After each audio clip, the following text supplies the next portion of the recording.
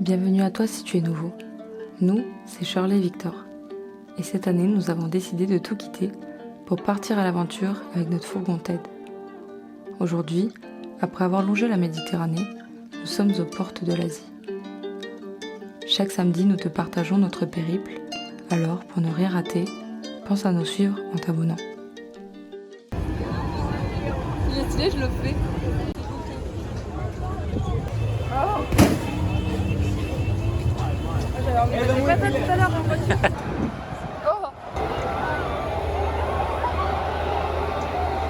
On est à la fête foraine avec la jeunesse albanaise. On vient d'arriver à Tirana. On est sur la place Skanderberg. Et on reviendra demain pour mieux la visiter. Et là on va aller manger, donc on vous laisse. On continue la visite, on est au marché de Tirana.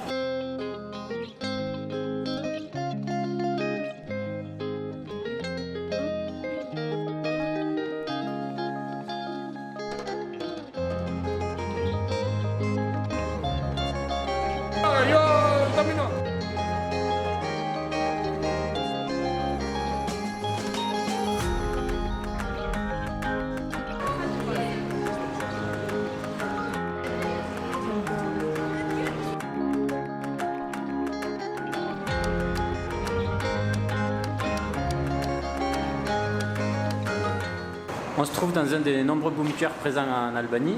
On va aller faire la visite là, qui retrace l'histoire de l'Albanie. Et après on vous expliquera pourquoi il y a autant de bunkers en Albanie et l'histoire est assez originale. En parcourant l'Albanie, on s'aperçoit que les bunkers sont partout. Dans les années 70, le dictateur Enver Hoxha, alors fâché avec beaucoup de pays et un poil parano, fit construire plus de 170 000 bunkers et des kilomètres de souterrains, craignant une attaque nucléaire. Le peuple albanais vivait alors dans la terreur, et le coût des constructions de bunkers avait appauvri le pays. Je pouvais dormir ici. T'as réservé un petit Airbnb ? Non. On est rentré là-bas, et on vient de sortir là. Finalement, la guerre n'a jamais eu lieu, ou peut-être était-elle illusoire. Et aujourd'hui, la majorité des bunkers sont abandonnés.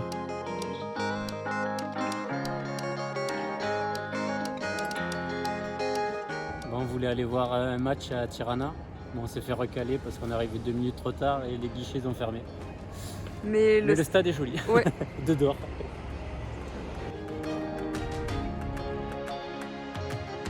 On a un problème, on n'a plus d'eau et je commence à me sentir sale. Mais comme on dit, à chaque problème sa solution. Alors,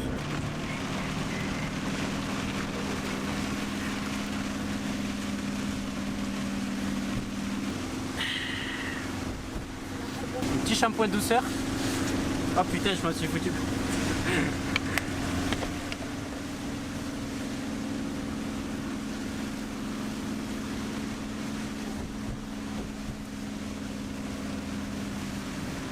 Allez, on y retourne pour le rinçage.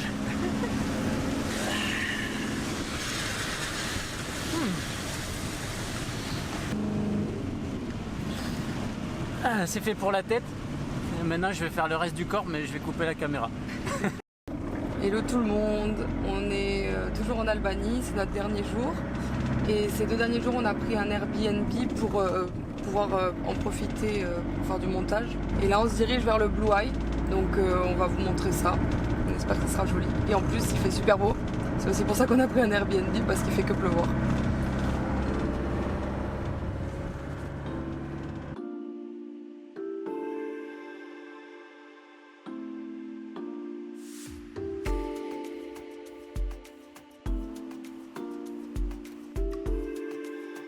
Un problème, bébé? On est arrivé à un point clé de notre voyage. Ah, on fait quoi? On fait comment? Prendre des vraies décisions. C'est vraiment de la bonne bousasse. Aïe! Allez, j'y vais. Oh non! Oh, j'avais lavé mes chaussons tout à l'heure. Tant pis.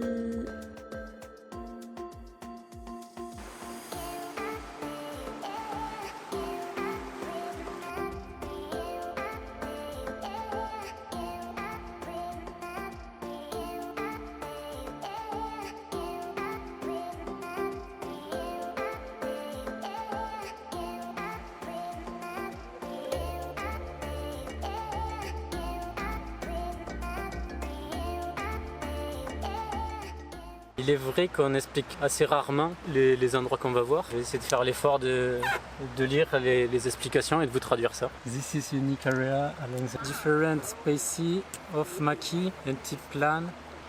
Ok, donc de ce que j'ai compris, c'est un restaurant asiatique qui a une grosse variété de maki. Et sinon, ils ont de la viande aussi, je crois. Meat. Ça, c'est de la viande meat. Ok. Bah, voilà de ce que j'ai compris. Après, j'étais en anglais LV2. Je sais pas, foufou quoi. There is a legend story. Donc c'est un restaurant légendaire quoi. Je pense que tous les Albanais sont venus manger là une fois, au moins là quoi. J'ai faim. C'est quand qu'on mange? Elle est où la table?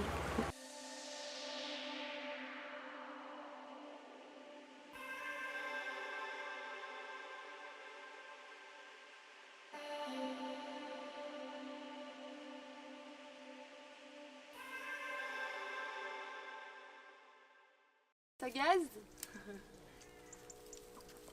Oh non, elle est trop belle! Oh, je craque! Opa, Oh bébé! Oh non, c'est trop mignon! Mais je suis pas ta maman, Bichette, moi. Et oui, moi je suis pas ta maman. Coucou Ninette! Bon, ça a arrêté parce qu'on l'a vu, elle est trop mignonne. C'est tout bébé ça! Mais tu es trop belle, toi, t'es trop belle. Oui, t'es trop belle. Toute si petite quoi, elle a la tête d'un chien quoi. Bichette, elle croit que je suis sa maman. Oh non, Ninounette. Oui, oui, oui. Oui, oui, oui. Oui, t'es trop belle, toi. Oui, t'es trop belle, toi. Oui, t'es trop belle, toi. Vangel Kochi, Kochi. Albania Express, Voriopirotis, filet. C'est à lui les poules et la petite chèvre. C'est son pote. En direct, une bagarre de pélicans. Et c'est de l'amour ou de la haine? Mais t'es en train de lui arracher la tête. Mais elle se laisse faire? Bah, c'est peut-être de l'amour alors.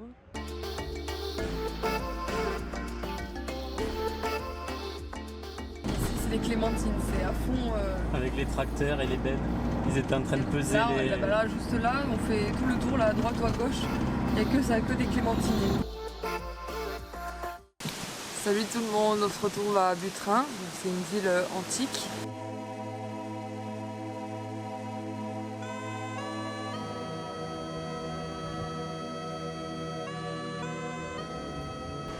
Et c'est ainsi qu'ils eurent beaucoup d'enfants.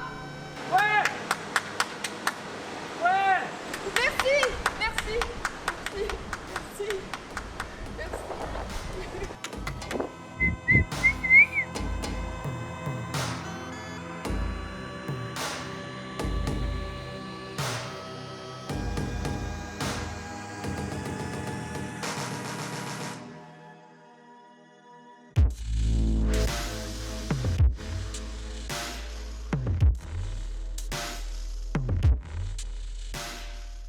Alors, ils sont bien mignons à l'entrée, mais l'ensemble du site est inondé. Donc la moitié des trucs, on peut pas les voir. Enfin, on peut les voir. On peut les voir, mais comme ça. C'est pas terrible. Et en plus, ils font payer le même prix qu'en haute saison. Et ils disent rien à l'entrée. Un poil d'amertume. On est censé voir ça, qui est très joli. Et là, aujourd'hui, ça ressemble à ça. Petit à petit, nous nous éloignons de la France. Les casques et les ceintures ont disparu. Le code de la route est propre à chacun. Du tout de code de la route, c'est pas possible. Les masques Covid n'existent plus. Tous ces éléments qui font que l'on se sent loin de chez nous. On se retrouve en Grèce la semaine prochaine.